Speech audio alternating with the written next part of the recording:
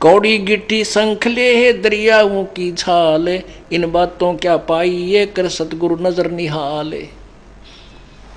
कहते हैं इब तुम्हारा जो कल्याण कैसे होगा कि सतगुरु जो तत्वदर्शी संत है उसको नजर निहाल कर के इतना उनके अनुसार उनके मर्यादा में चल के वो तेरे ऊपर गदगद हो जाए वो संत के मेरी प्यारी आत्मा परमात्मा को पाने के रास्ते पर बिल्कुल सही चल रही है। तो अंदर से जो एक हिलोर आती है संत के अंदर से, जिस भक्त की जिस बहन भाई की क्रियाओं से जो प्रसन्न हो जाता है कि ये सही मर्यादा में चला, तो वो जो एक रजा आती है उसके बाद फिर एक उसकी प्रति कसक जाती है कि बहुत अच्छी और परमात्मा अपने बच्चे पर मेहर रखना, ऐसे ही चले। तो वो एक आशीर्वाद आपको एक्स्ट्रा मिलता है जिसको ग्रेस मार्क कहते हैं। तो यहाँ कहते हैं इन बातों के पाई ये कर सतगुरु नजर निहाल है। मान लेते नहीं वो ज्ञान भी हो गया कैसे ऐसे होता तो, और सतगुरु नजर निहाल हुआ नहीं, तुझे सार नाम फिर सार शब्द मिला नहीं तो भी बात बिगड़ेगी। इसलिए ये कल्याण कहती हैं ये बातें कहने सुन की ना है कर पाड़ने की है।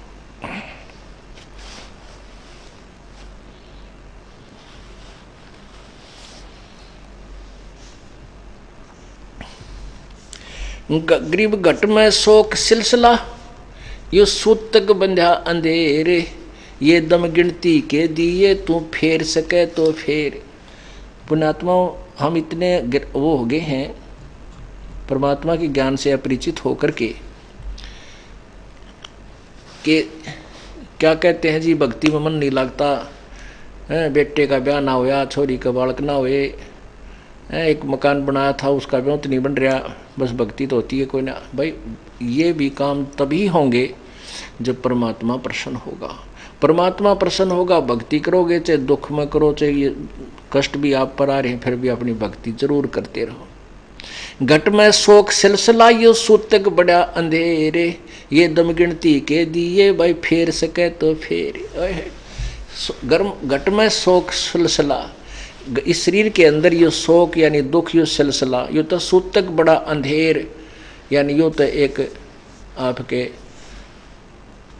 सभी के अंदर ये कष्ट जिसको टेंशन कहे ना, घट के अंदर सिलसिला सूतक बड़ा अंधेर, तो यो टेंशन रूपी जो गड़बड़ है या सबके साथ है। और कहते ये दम गिनती के दिए फेर सके तो फेर, ये सांस तो गिन के दे रखे हैं और ये श्वास पूरे होते फिर कोई ना सुना, ये तेरी टेंशन भी ना रहेगी क्योंकि गधा बने पाछा टेंशन खत्म।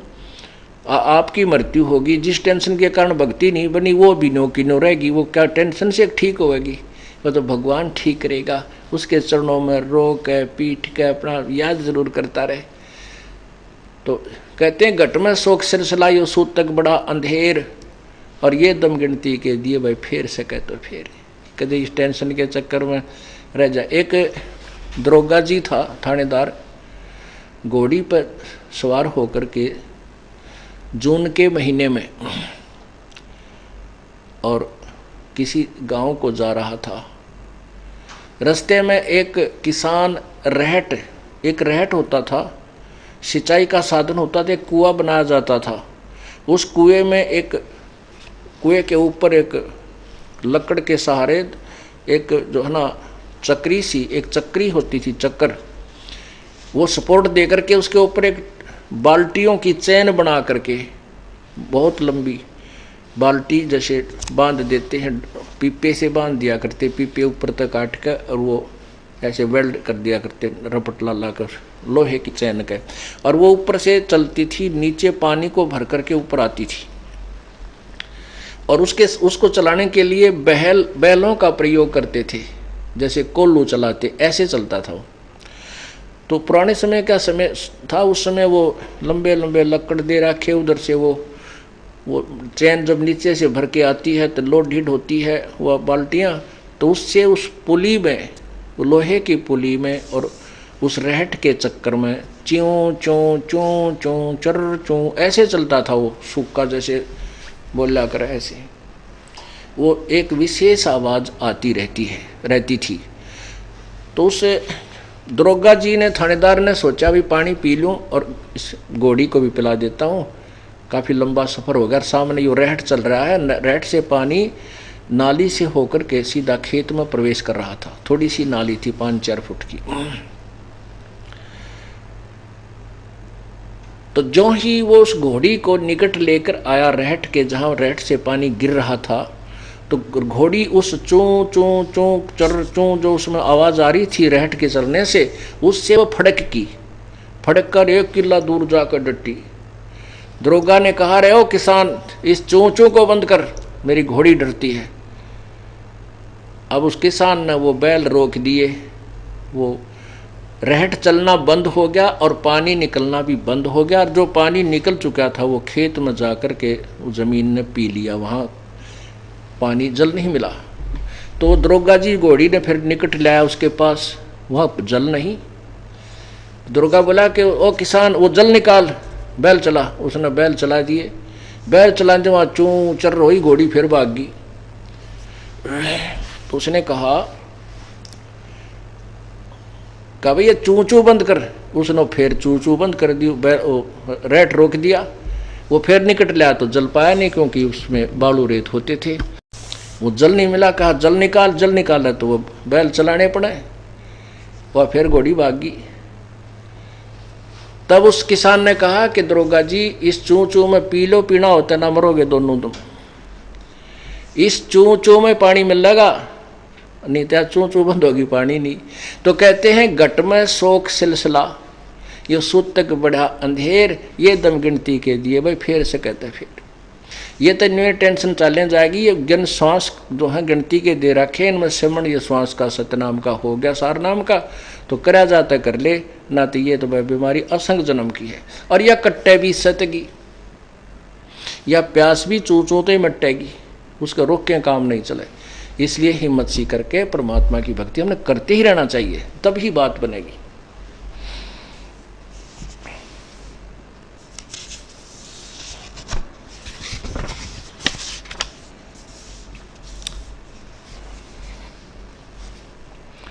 बाका पर्दा मैल का कोई न जाने भेवे, बिन सतगुर क्यों पाइये वो अटक रहे सुख देवे। तोड़ पिंजरा ले गई मंजारी मुस्काले, कृष्ण कन्हैया पर चली वो बाली झीमर की भाल। अब क्या बताते हैं कि काल तो वही नू खाओगा सबको, जैसे बिल्ली जो है चूहे को उठा ले जाती है। इसी प्रकार जैसे श्री कृष्ण के पैर में एक बालिया नाम के शिकारी ने, धीमर ने, और उसके तीर मारा था और कृष्ण जी की मृत्यु होगी विषाक्त तीर लगने से। कहते हैं यूं काल तो ऐसे खा जाएगा, सभी को खाएगा।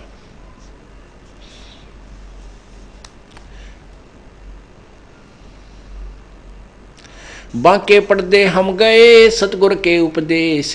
गरीबदास जी कह रहे हैं उस बांके पर्दे जो कोई नहीं जा सकता, उस पर्दे उस गुप्त स्थान पर, जो पर्दे के पीछे जो अव्यक्त परमात्मा है, वहां हम गए। कैसे गए? सतगुर के उपदेश। कबीर परमेश्वर सतगुरु में रहा, उसके द्वारा दी गई भक्ति से हम उस बांके पर्दे गए। बांके पर्दे हम गए सतगुर के उपदेश, शिव ब्रह्मा विष्णु रटत हैं पार न पावे शेष। ये ब्रह्मा विष्णु महेश भी जाप करते हैं, इनको भी रास्ता नहीं मिला। अब देखो, अब ये साथ ही साथ जो है ना, ये निर्णय देना पड़ेगा कि ब्रह्मा विष्णु महेश भी रटते हैं और फिर भी ये पार नहीं होते। तो क्या चक्कर है? चक्कर ये है कि इनको यथार्थ ज्ञान नहीं है, ना भक्ति की विधि सही ज्ञान है। इसके लिए आपको देवी पुराण इसका सॉल्यूशन करेगी कि श्री कृष्ण अर्थात विष्णु को कितना ज्ञान है, तो ये मोक्ष कैसे प्राप्त कर सकते हैं।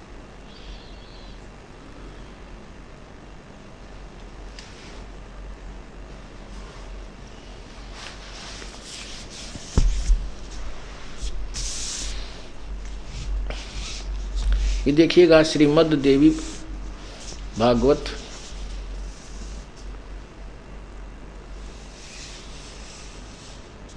गीता प्रेस गोरखपुर से प्रकाशित है।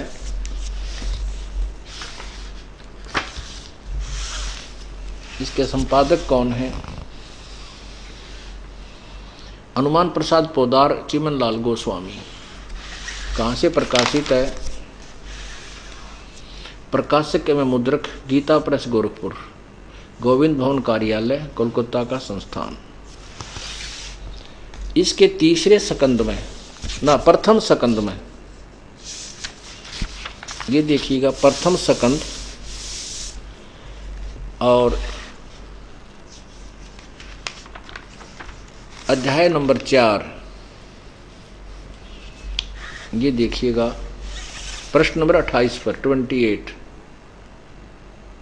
यहाँ श्री विष्णु जी के ज्ञान के सतर की जानकारी आपको देते हैं। ये देखना, नारद जी ने कहा, महाभाग व्यास जी, तुम इस विषय में जो पूछ रहे हो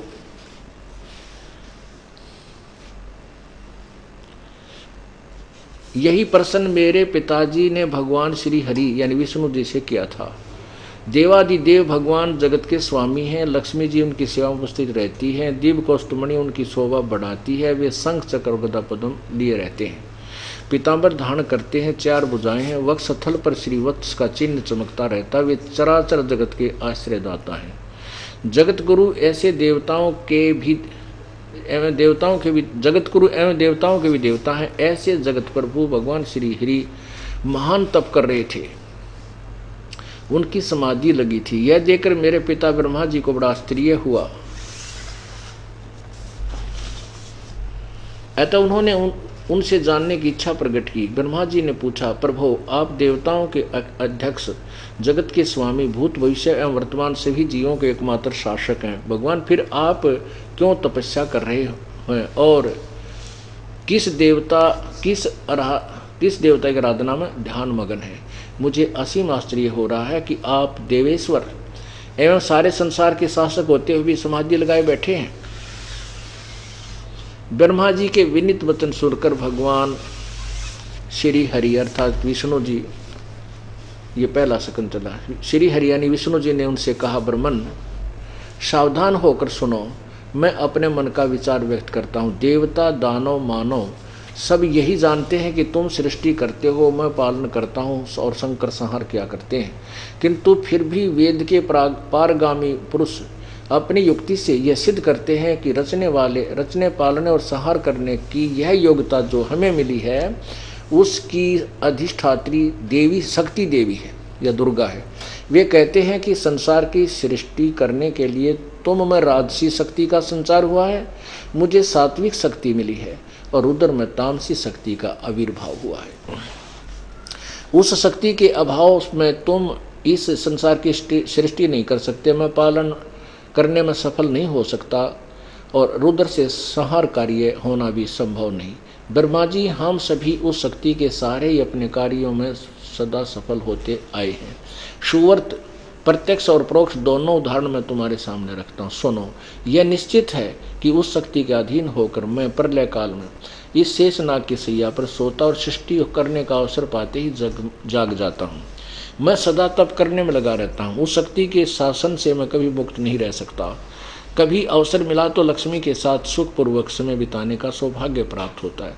मैं कभी तो दानों के साथ युद्ध करता हूँ। अखिल जगत को भय पहुँचाने वाले दैत्यों का विकराल शरीरों को शांत करना मेरा परम कर्तव्य है। यहाँ देखो फिर 29 पृष्ठ के इसी पे, मुझे इस प्रकार शक्ति यानी दुर्गा के शक्ति के अधीन होकर रहना पड़ता है। उन्हीं भगवती शक्ति का मैं निरंतर ध्यान किया करता हूँ।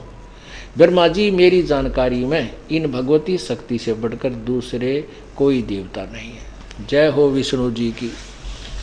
अपने आत्मा इनको जगत गुरु लिखा है, भूत भविष्य के जानने वाला लिखा है।